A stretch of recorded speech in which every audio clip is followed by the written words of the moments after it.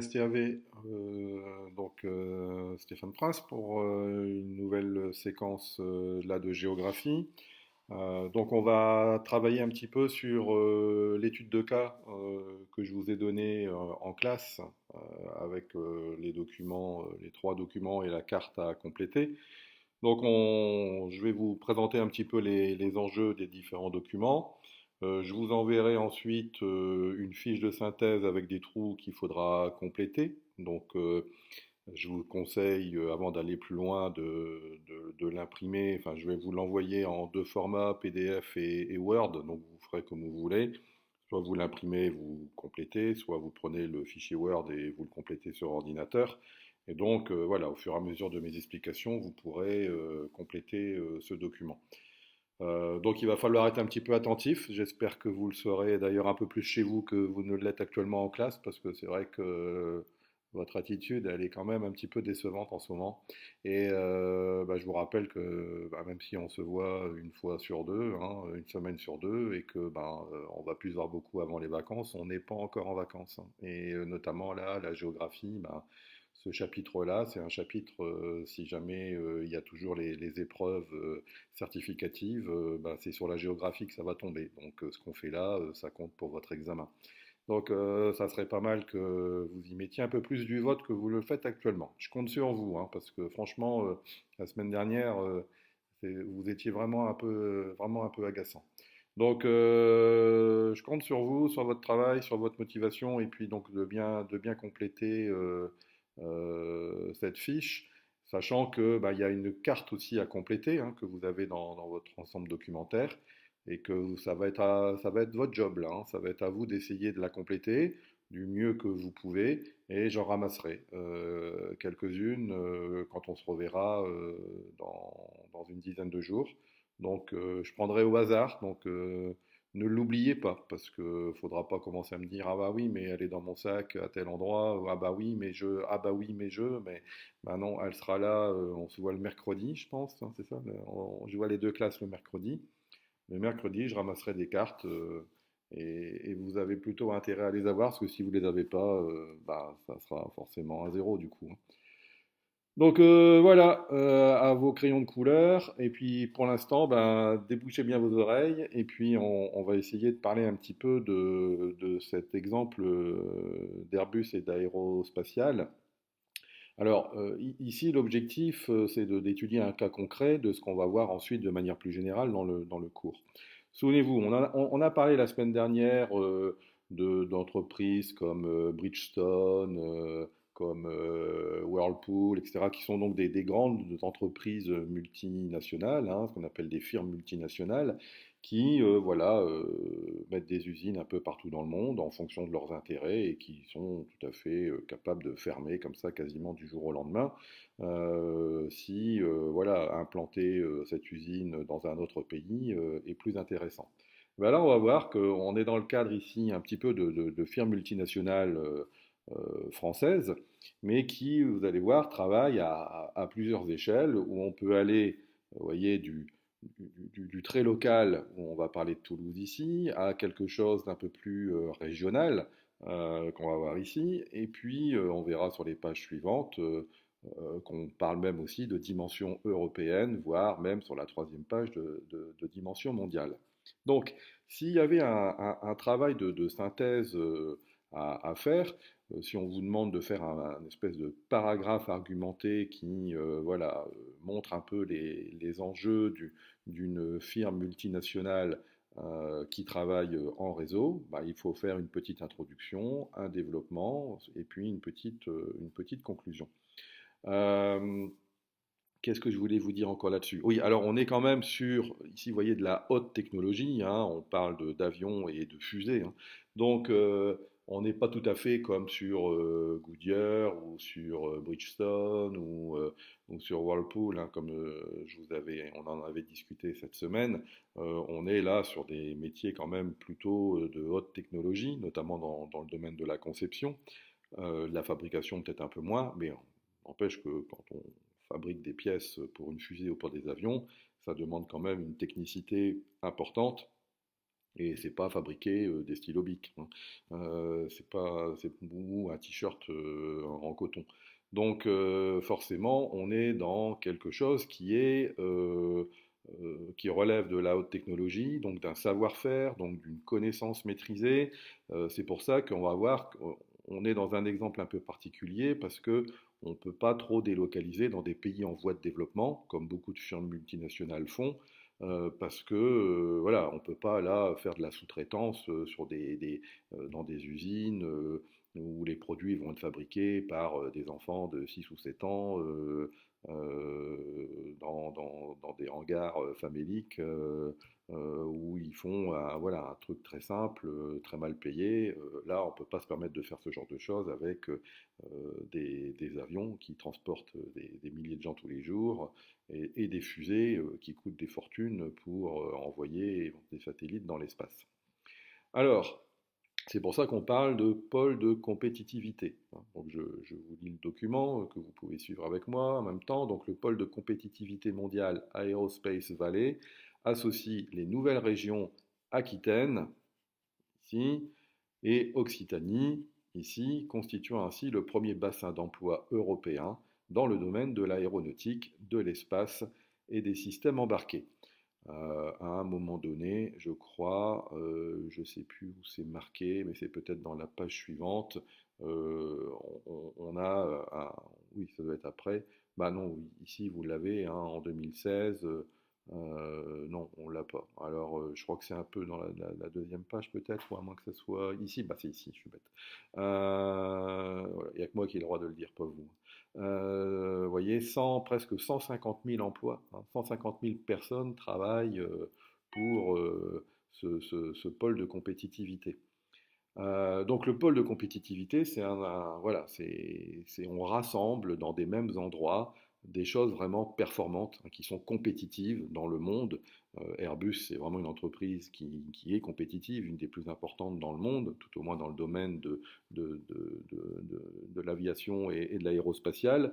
Donc on essaye de mettre en connexion des entreprises qui travaillent voilà, dans le même domaine pour créer voilà, une dynamique et voilà, permettre de favoriser de nouvelles inventions pour pouvoir faire des avions plus performants ou des fusées plus performantes. Donc un pôle de compétitivité, c'est on essaye de mettre voilà, en liaison, soit au même endroit, soit en liaison, des entreprises performantes, des gens fortement diplômés pour essayer de mettre une dynamique vraiment positive et innovante. Donc, voilà, ici, donc il fédère tous les industriels, PME, donc petites et moyennes entreprises, on va y revenir après, et grands groupes, mais aussi les acteurs de la recherche et de la formation. Donc, des grandes entreprises, des centres de recherche, des petites et moyennes entreprises. Hein, on peut imaginer que ben voilà, le centre de recherche, ce qu'on va appeler les technopoles, hein, les technopoles essayent d'innover, les grands groupes définissent des stratégies, les petites et moyennes entreprises travaillent dans un domaine bien précis à la fabrication d'un avion. Par exemple, on peut imaginer que les sièges dans les avions ne sont pas des sièges Airbus, hein, ce sont des sièges qui sont fabriqués par des plus petites entreprises qui travaillent pour Airbus. Le câblage électrique, ce n'est pas des fils électriques Airbus, c'est probablement des entreprises électriques qui travaillent pour Airbus et qui fournissent donc le câblage pour mettre dans l'avion. Les pneus de l'avion, ce n'est pas des pneus Airbus, mais c'est probablement donc une compagnie qui va travailler pour Airbus. Donc c'est peut-être là voilà, des petites et moyennes entreprises ou des filiales, ce qu'on appelle aussi des filiales, qui vont donc travailler au service de la demande d'Airbus qui va faire un cahier des charges, qui va dire voilà, j'ai besoin de tel type de pneus, j'ai besoin de tel type de fauteuil, j'ai besoin de tel type de fil électrique, et les entreprises vont travailler pour satisfaire cette demande. J'en étais où? Donc voilà, avec 1900 établissements, donc 1900 entreprises travaillent hein, pour Airbus et Aerospace et 146 000 emplois. Aerospace Valley est un centre d'excellence reconnu au plan mondial, tant par la force de ses activités économiques que par son potentiel de matière grise, hein, donc de cerveau, hein, d'ingénieurs, de gens qui réfléchissent aux produits d'avenir. Le pôle rassemble sur son territoire tous les fleurons de l'industrie aérospatiale, grands groupes et équipements leaders du secteur, Airbus, Dassault, Safran, on les verra ici. Une force qui a des retombées incontestables sur la formidable production de projets innovants labellisés par Aerospace Valley et qui nourrit tout un réseau de sous-traitance de proximité. 50% des commandes prises par les petites et moyennes entreprises du territoire proviennent de donneurs d'ordre, membres du pôle. Autrement dit, ce que je vous expliquais tout à l'heure, toutes les petites et moyennes entreprises travaillent à satisfaire les demandes des grands groupes qui conçoivent et enfin, imaginent, conçoivent et réalisent les avions et les fusées pour Airbus et Aerospace. Donc voilà, alors vous voyez ici on a un tissu productif très dense dans le sud-ouest de la France. Donc ici vraiment à une petite échelle, hein, vous regarderez dans le détail, on a, voilà, donc ça c'est la ville de Toulouse, hein, avec, vous voyez, ici la principale technopole, hein, donc c'est là où on va trouver les écoles, les centres d'ingénieurs. Vous avez d'ailleurs l'école, par exemple, une des écoles les plus célèbres en France, qui est l'ENAC, c'est celle qui forme les pilotes de ligne, hein. Donc, avec ici, pareil, le Centre national européen de l'espace, hein, et de la recherche scientifique. Donc, ici, hein, on a les ingénieurs, ici, on a les futurs pilotes, hein, qu'ils soient d'hélicoptères, d'avions, voire à terme peut-être qui sait, c'est là aussi d'où viennent les cosmonautes, hein. Je crois que Thomas Pesquet, hein, il a fait ses études ici avant de devenir astronaute. Donc voilà, on forme vraiment les matières grises, et puis dans ce croissant, là, on vous parle d'un croissant ici qui fait, enfin c'est le croissant de l'aéronautique et de l'aérospatiale.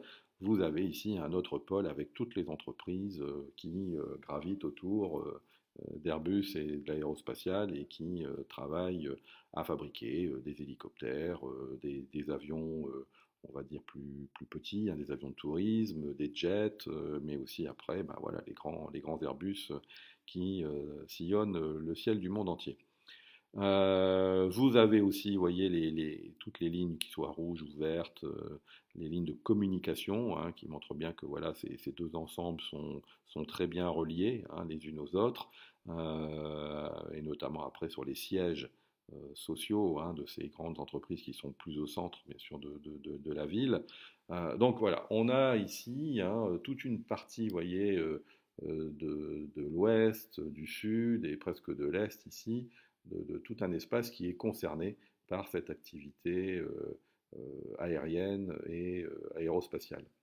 Si on change d'échelle, vous voyez qu'il y a un autre pôle qui se dégage. Alors on voit bien que c'est Toulouse, hein, qui domine ce secteur dans le sud de la France, mais vous avez un autre pôle aussi qui est Bordeaux, dans lequel vous avez, donc vous voyez toutes les petites couleurs, vous les regarderez un peu plus en détail, hein, que ce soit donc la construction aéronautique, spatiale, la métallurgie, les réparations et les maintenances, la fabrication d'autres produits industriels, la logistique, l'informatique. Bon, bah, tout ça gravite autour de, de- voilà, oula, ça s'emballe, de la, de l'aérospatiale et d'Airbus. Et vous voyez hein, qu'on a aussi une hiérarchie, hein. Alors si on a le grand centre qui est Toulouse, on a le centre secondaire qui est Bordeaux, vous voyez après qu'il y a plein de villes qui sont reliées aussi par des moyens de communication. Alors ici vous avez une route toute spéciale qui a été faite. Vous voyez, c'est un itinéraire à grand gabarit qui permet de transférer des grandes structures, hein, comme un étage de fusée par exemple, ou un corps d'avion, donc sur des routes qui sont un peu spécifiques, beaucoup plus larges que la normale, et qui permet donc à transférer hein, une partie d'une fusée ou une partie d'avion pour aller l'emmener à Bordeaux ou ailleurs pour qu'elle puisse ensuite être travaillée dans d'autres villes ou d'autres complétée par d'autres villes ou d'autres pays. Alors on peut avoir, donc, vous voyez, donc un grand centre, un centre secondaire, puis ensuite après des centres un peu plus moyens avec des villes plus petites, Bayonne, Pau, Agen, et puis même des toutes petites villes, hein, vous voyez, comme Figeac par exemple, qui sont plutôt dans l'espace rural, mais qui ont aussi des entreprises qui travaillent pour Airbus Aerospace. Donc on a ce qu'on appelle un tissu, hein, véritablement hiérarchisé, hein, avec un pôle important, un pôle secondaire, et puis ensuite après des villes, et vous voyez que ça monte jusque haut, hein, on va jusque Poitiers, qui voilà, il y a une espèce de, de galaxie, hein, de villes et d'entreprises qui travaillent pour Toulouse et ces deux grandes entreprises. Donc voilà un petit peu ce qu'on peut dire sur ce premier thème, hein, un tissu productif très dense dans le sud de la France. Euh, donc, si on résume un petit peu cette première partie, hein, on peut dire que, et là vous pouvez regarder un petit peu votre fiche, hein, que Toulouse, c'est la capitale française et européenne de l'aéronautique et de l'aérospatiale. On y trouve des entreprises de production, comme donc Airbus Group, hein, des lieux de recherche et de formation, comme l'ENAC, hein, par exemple. Elle accueille le siège du groupe Airbus et du pôle de compétitivité Aerospace Valley, qui développe l'innovation dans les secteurs de l'aéronautique et de l'aérospatiale. Ça, c'est le premier point. C'est ce qui concerne Toulouse. Mais ensuite, deuxième point, qui a été évoqué dans plutôt pourquoi ça s'emballe, voilà, qui concerne un petit peu plus cette deuxième carte. Là, on a vu sur la première, la deuxième carte, donc le deuxième point. En France, les activités aéronautiques et aérospatiales se concentrent dans le sud-ouest, dans les régions donc Occitanie et Nouvelle-Aquitaine. Les pôles toulousains et bordelais concentrent, hein, l'essentiel des entreprises et des emplois, mais les entreprises de ces deux secteurs sont implantées dans tout le grand sud-ouest, y compris dans des villes moyennes, comme Pau, par exemple, ici, hein, ou des plus petites villes, comme je vous ai parlé tout à l'heure de Figeac, on peut noter cet exemple-là. Tous ces sites sont reliés entre eux par des routes, des autoroutes, mais aussi grâce à Aerospace Valley, qui met en relation les acteurs publics et les acteurs privés. Donc toutes les entreprises ici fonctionnent dans cet intérêt commun, hein, qui est voilà, la réussite technologique et commerciale de ces deux entreprises. Donc voilà ce qu'on peut dire sur cette première partie. Alors, comme on a parlé d'un réseau à plusieurs échelles, hein, on va changer d'échelle dans cette deuxième partie, et donc on arrive à ce réseau productif mis en place à l'échelle de l'Europe. Alors, on voit bien ici que ben, si on regarde, hein, sur une échelle européenne, ben, il n'y a pas que le sud-ouest de la France qui est concerné par la fabrication d'avions et de fusées. On a donc 4 pays qui sont concernés: l'Espagne, la France, l'Angleterre et l'Allemagne, hein. Et donc, on peut dire que ce Airbus et Aerospace, hein, sont en fait aussi une entreprise qui a un peu une identité européenne, puisque cette entreprise, elle appartient, en quelque sorte, chaque État possède une partie de cette entreprise, hein, enfin de ces deux entreprises. Et donc, voilà, on est dans quelque chose à dimension internationale. Alors, on voit bien quand même que c'est surtout la France, puis ensuite l'Allemagne, qui ont la maîtrise un petit peu de ces entreprises, puisque on vous dit que le siège, hop, hop, hop, le siège euh, de, d'Airbus et d'Aerospace se trouve à Toulouse. Pour la fabrication d'hélicoptères, on est donc à près de Marseille, à Marignane. Et puis, donc pour tout ce qui est plutôt espace, c'est plutôt l'affaire des Allemands, hein, puisque ça se trouve ici à Munich. Les autres pays, hein, que ce soit l'Angleterre, l'Espagne, même si on a aussi des sites identiques en France et en Allemagne, sont plutôt là des sites de production et d'assemblage des avions ou des fusées. Et donc, on voit ici, hein, que ça va même au-delà de ces 4 pays, puisque on voit que Airbus Aerospace bénéficie de subventions de 22 autres États européens, Donc même s'il y a des pays qui voilà, ne contribuent en rien à la fabrication ou euh, à l'imagination de nouveaux modèles, voilà, ils mettent la main à la poche quand même pour voilà, que cette entreprise européenne reste un fleuron justement de la haute technologie européenne. Donc, vous voyez, quand on dit ouais, l'Europe, la France elle paye et elle reçoit rien, bah, vous voyez, des fois là, elle reçoit des financements de plein de pays européens qui eux ne reçoivent rien non plus en échange, alors que c'est la France qui va bénéficier, enfin la France et l'Allemagne surtout qui vont bénéficier de cet argent. Donc, les sites en rouge sont plutôt des sites, donc là, les pays en orange, c'est ceux qui financent. Les sites en rouge sont plutôt les sites de conception, donc on réfléchit à la création de nouveaux avions, de nouvelles fusées. Les sites en vert sont plutôt voilà, les sites où on fabrique. Euh, et puis voilà. Alors, on voit aussi, on en reparlera, je crois. Tout ensuite est amené sur Brest hein, pour partir, notamment pour l'aérospatiale, en Guyane, à Kourou, parce que c'est là où on a notre base de lancement de fusée, ce qu'on appelle un pas de tir, qui se trouve donc à Kourou. Donc une fois que tout est conçu, fabriqué, rassemblé, tout part à Brest, traverse l'océan pour arriver en Guyane pour être ensuite lancé dans l'espace. Alors vous voyez ici, hein, vous regarderez dans le détail, que voilà, chaque pays en fait participe à la fabrication d'un morceau de l'avion et qu'ensuite il est assemblé, mais on est vraiment dans une, voilà, une réalisation européenne. Et on a même Airbus qui a même inventé un énorme avion hein, qui permet voilà, d'embarquer et de transférer le plus rapidement possible des pièces de fuselage d'avion ou de morceaux de fusée.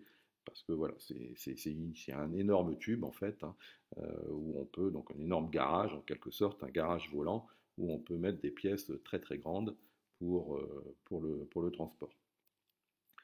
Donc voilà, alors ce qu'on peut dire, hein, si on reprend aussi la fiche hein, que vous pourrez compléter, on peut dire que la production aéronautique, elle est géographiquement éclatée hein, sur plusieurs sites au sein de l'Europe.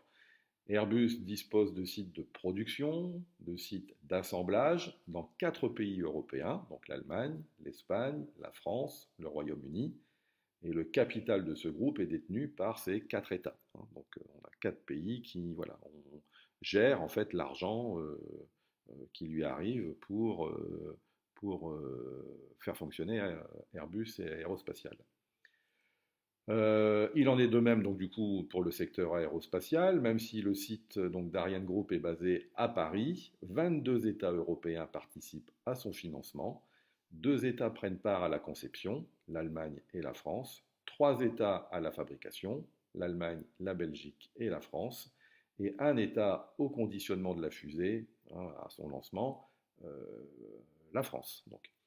Alors, troisième et dernier point là-dessus, du fait de l'éclatement géographique des sites de conception, de production et de lancement, des moyens sont mis en œuvre pour les relier. Donc Airbus utilise un avion cargo, on appelle le Beluga, hein, que vous avez en document, le Beluga même XL, hein, il y en a même un XXL je crois, qui relie tous les sites entre eux. Ariane déplace ses fusées et ses satellites en bateau à partir de Brest. Voilà pour cette deuxième partie. Troisième et dernière partie, bah,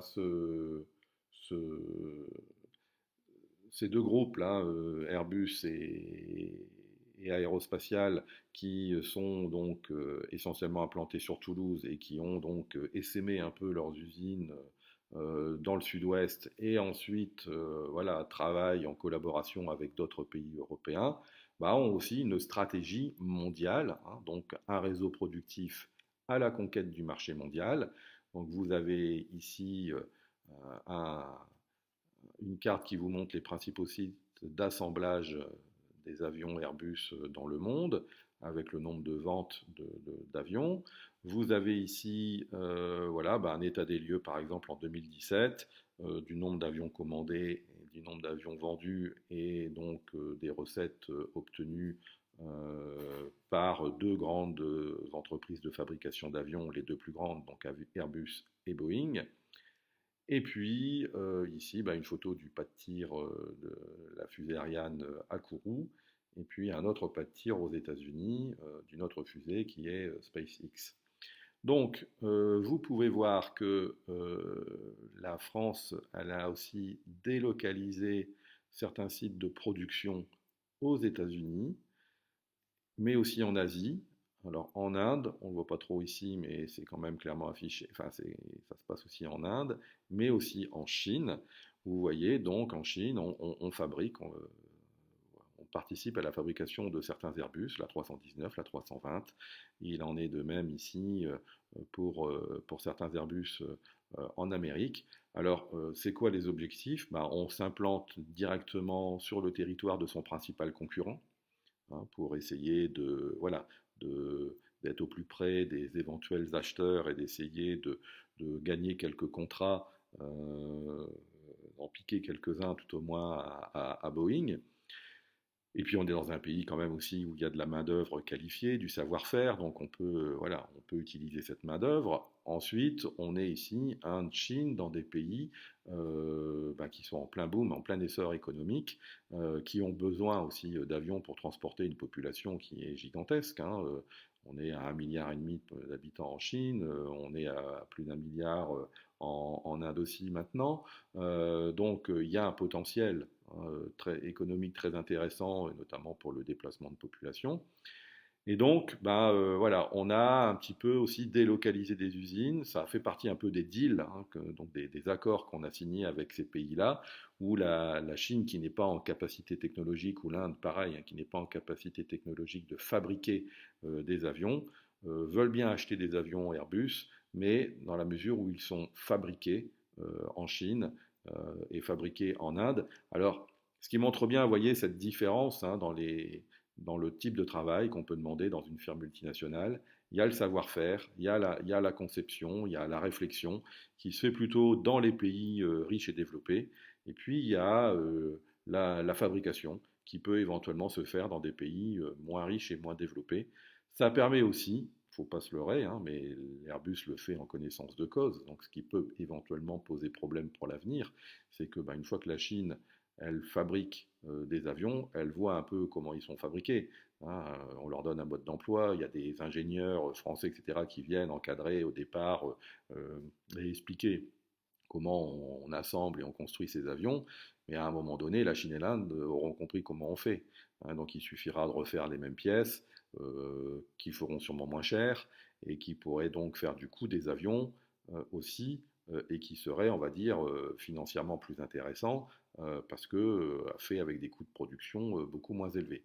Ce qui oblige donc, et c'est ça un petit peu les enjeux de l'avenir, hein, ça oblige donc les pays qui innovent, comme l'Europe, comme les États-Unis, comme le Japon, à innover continuellement, parce que le jour où la Chine va créer l'équivalent de son Airbus A320, l'Airbus A320, on peut imaginer qu'il se vendra beaucoup moins. Donc ça veut dire qu'il faut qu'en Europe, on ait trouvé quelque chose qui soit mieux que l'Airbus A320, en disant, bah oui, vous pouvez acheter de l'A320 chinois, ok, ça sera moins cher, mais ça sera moins performant que notre nouveau modèle, qui sera, j'en sais rien, moi, la 350 ou la 400, qui, voilà, est beaucoup plus performant dans tel domaine, tel domaine, tel domaine. Donc ça veut dire que on est dans une course continuelle entre ceux qui fabriquent et qui vont être capables de fabriquer des modèles meilleur marché et ceux qui innovent et qui sont condamnés à innover régulièrement parce que sinon ils vont être concurrencés par des pays qui vont faire des copies de leurs produits et qui risquent d'intéresser pas mal de pays parce ça coûte moins cher. Et puis vous avez aussi, hein, même dans le domaine du lancement, vous voyez, de la concurrence. On a ici une compagnie privée, c'est pas la NASA, hein, la grande compagnie de lancement d'objets dans l'espace ou de personnes dans l'espace, c'est quand même la NASA aux États-Unis. Là, vous avez une entreprise privée, hein, SpaceX, qui marche bien, qui a lancé ses premiers vols habités là, il y a une semaine ou deux, hein. Donc, ils ont envoyé des cosmonautes dans la base européenne là, qui gravite autour de la Terre. Et donc, ça devient du coup un concurrent, hein, parce qu'ils sont capables d'envoyer des hommes, ils sont donc capables d'envoyer des satellites, et ils sont donc capables de concurrencer ce que Ariane fait, puisqu'à un moment donné, Ariane était la seule fusée qui envoyait des satellites dans l'espace. Les Américains avaient abandonné, ils trouvaient que ça coûtait trop cher. Donc il n'y avait plus qu'Ariane qui le faisait. On a de nouveau un concurrent américain qui apparaît, sachant qu'il y a aussi des concurrents chinois, japonais qui se sont mis aussi en route et qui sont aussi capables d'envoyer des satellites dans l'espace. Donc si on résume pour terminer, donc sur ce réseau productif à la conquête du marché mondial, hein, les entreprises européennes des secteurs aéronautique et aérospatial tentent de conquérir donc, de nouveaux marchés en dehors de l'Europe. Les marchés qu'elles ciblent sont surtout en Amérique du Nord, où est implanté donc son concurrent et principal Boeing, mais aussi donc en Asie, où on trouve les marchés les plus porteurs, hein, les marchés les plus dynamiques, les marchés les plus intéressants. Donc pour conquérir ces nouveaux marchés, Airbus a décidé d'ouvrir des sites de production aux États-Unis pour fabriquer des Airbus qui vont être vendus voilà, sur le marché américain, mais aussi en Chine, pour qu'ils soient bien évidemment aussi vendus directement sur le marché chinois. Alors, pour autant, ben voilà, on a vu quand même des limites, hein. Les entreprises aéronautiques et aérospatiales européennes sont donc de plus en plus concurrencées, hein. Dans le secteur aéronautique, Boeing, qui est donc l'équivalent d'Airbus, mais aux États-Unis, a livré, on le voit hein, ici, que je ne dise pas de bêtises, là en 2017, a vendu donc plus d'avions qu'Airbus, hein, 763 contre 718. Euh, Pourquoi je suis parti là? Voilà. Alors que, bon, on constate quand même que en termes de bénéfices, c'est quand même Airbus qui en a fait le plus. Donc dans le secteur aérospatial, Ariane hein, est à présent concurrencée hein, par d'autres lanceurs, hein, comme SpaceX par exemple, qui a lancé plus de fusées hein, en 2017 aussi. Il a lancé plus de fusées qu'Ariane en 2017. Et puis, plus en plus d'États ont maintenant leurs lanceurs pour lancer leurs propres satellites. Donc c'est le cas des États-Unis avec Cap Canaveral, hein, on est à Cap Canaveral là aussi, mais c'est le cas aussi, je dis, pour la Chine, pour le Japon, pour la Russie aussi, hein, qui bien sûr maintenant bah, lancent eux-mêmes leurs propres satellites et n'ont plus besoin de la France pour le faire. Donc là aussi, il y a une concurrence. Donc, résultat, on voit bien que on est dans des entreprises qui doivent raisonner à plusieurs niveaux, que ce soit du local hein, jusqu'au niveau vraiment international. Et que si on veut être un grand groupe, on est obligé de réfléchir à tous ces niveaux et les mettre en relation. Donc c'est pour ça qu'on parle de réseau.